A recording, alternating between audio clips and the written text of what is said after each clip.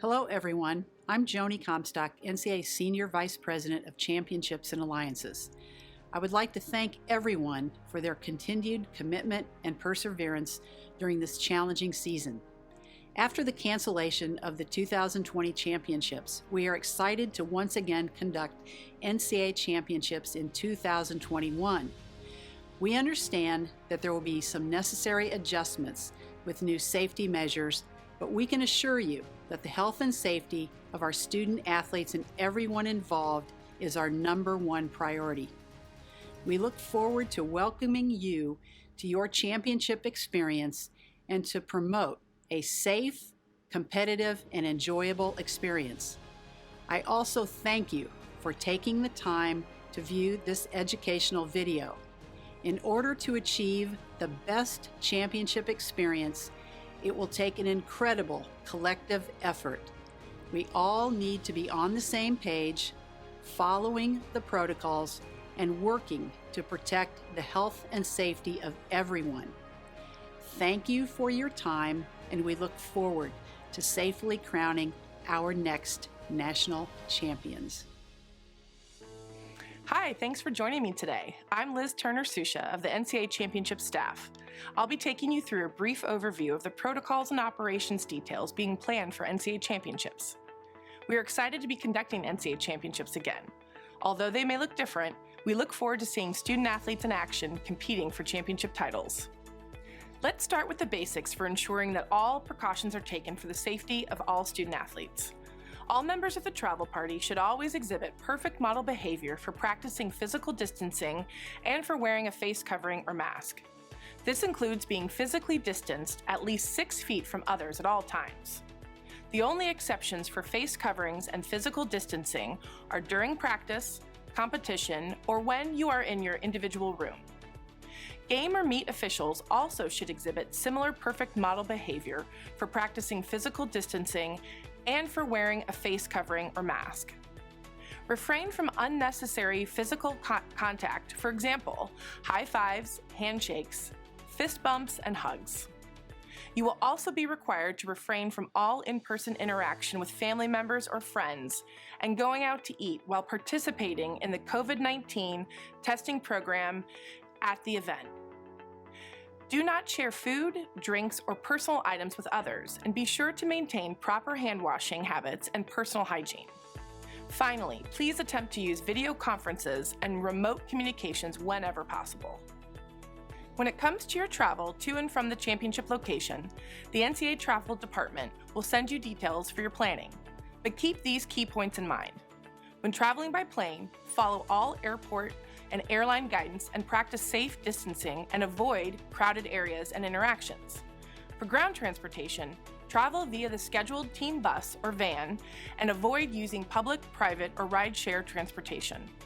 Reduced capacity with physically distanced seating is optimal. While at your hotel, refrain from using shared hotel facilities such as the pool or fitness center. Please stay involved with scheduled team activities and refrain from any unnecessary extracurricular activity. When it comes to meals, teams should arrange for boxed or other team-specific meal service at a dedicated location. Avoid meals in a traditional restaurant setting. If this is not possible, use outdoor seating while eating. Wherever the location, gather in small party sizes with proper distancing. And remember not to share food or drink with anyone, including team members. Keep in mind COVID-19 symptoms and the responsibilities of team health officers. Your team health officer, also known as the THO, is a member of your travel party that is the main point of contact responsible for ensuring that student athletes and team staff members adhere to NCAA guidelines and the testing program. Your THO does not have to be a medical professional. Immediately report to your THO if you are not feeling well or have any concerns for your well-being. Remember that COVID-19 symptoms include the following. Be sure to have your team health officer's direct contact information, including cell phone and email. Communicate regularly in the event that any symptoms arise. Now with highlights about screening and testing, as presented by our partner Diamond Health and Dr. James. Hi, I'm Dr. James, CEO and founder of Diamond Health. and we are honored to assist the NCAA championships with implementing their COVID-19 testing protocols. Our goal is to allow you to compete at the highest level in the safest environment. Upon arrival to the championship event, your designated team health officer, also known as a THO, will check your team in for testing. There will be a designated check-in location clearly marked at the official event headquarters. At that time, we will provide the THO a schedule and travel party list to review and confirm for accuracy. You will also be required to fill out the screening questionnaire via the app upon arrival to the event. The next step is the official pre-travel requisite that outlines the COVID-19 testing protocols that should have been performed prior to arrival. If the pre-travel requirements have been met, the THO signs an affidavit and your team is admitted into the testing area. When you arrive at the check-in station, you can show your NCAA credentials, you'll be handed a COVID test instructional sheet, and guided towards the testing area. There are no chairs in the waiting areas, and please do not bring anything except your credentials and your mobile phone. There's no backpacks allowed, no food, and no drinks. You must maintain physical distance of 6 feet while inside the testing pod waiting area. Please keep your mask on at all times, except during the actual nasal swab portion of the test. Your mask needs to cover your nose and your mouth. Let me demonstrate. Place the mask over your nose, ear loops over your ears, make sure your chin is secured. This is the proper way to wear a mask. I see a lot of coaches out there pulling the mask down, yelling, "Hey, that was a foul!" That's not proper etiquette. You can hear through the mask. Let me demonstrate again. You can still hear me, right? Perfect. A medical professional will test each team in sections. A small group of individuals will be brought into the testing pod while the rest of the team waits in the holding area. As you enter the testing pod, hand your COVID instructional sheet to the medical professional. Next, we perform an anterior nary swab in which the swab is placed about halfway up your nose, swirled around for 15 seconds in each nostril. That swab is then placed into a reagent solution for 60 seconds. Then the reagent solution is transferred to a COVID-19 test cassette. After your swab is complete and you have seen the solution transferred to your cassette, you will physically sign your COVID sheet indicating you witnessed the nasal swab procedure chain of custody. Then proceed to the post-test waiting area until you receive your result. If your notification says clear, you may leave the testing area and proceed to your next scheduled event. If your notification says not clear, you will be escorted by a staff member to a retesting area for an additional test. You will receive your COVID instructional sheet at that time. Once you enter the retesting pod, you will repeat the same testing procedure. Hand your COVID sheet to the medical professional and a nasopharyngeal swab will be performed. This swab will be inserted a little further into the nose than the anterior nary swab, and your nasal swab will be placed on a COVID-19 test cassette. After you witness the entire process, you will sign the chain of custody portion of your COVID sheet and proceed to the waiting area.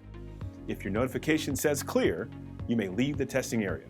If your notification says not clear, you will head immediately to a quarantine area and your THO, as well as authorized event officials, will be notified.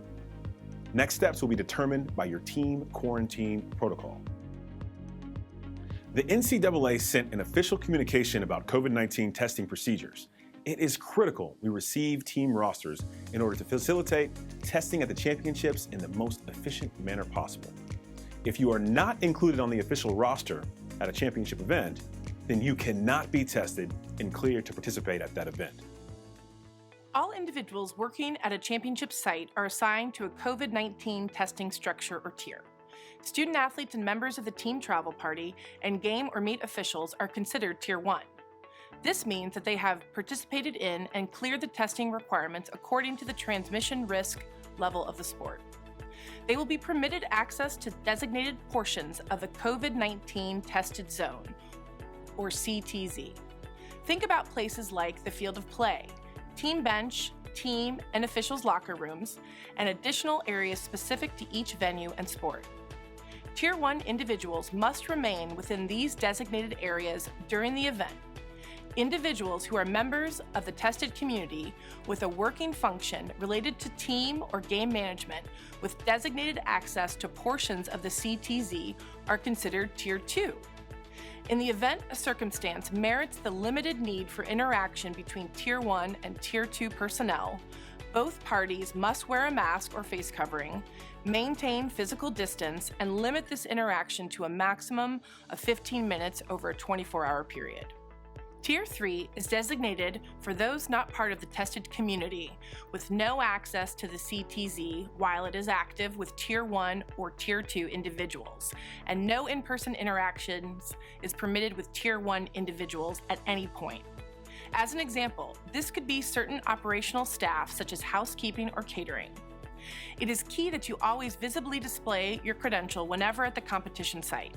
This will show security and event staff your tier status, allowing you access to designated portions of the CTZ and eliminate unnecessary interactions. All that I've outlined here requires a commitment from everyone to ensure that all precautions are taken for the safety of all student athletes. Once individuals have begun the testing program in preparation for any round of the NCAA championship, the Code of Conduct will apply.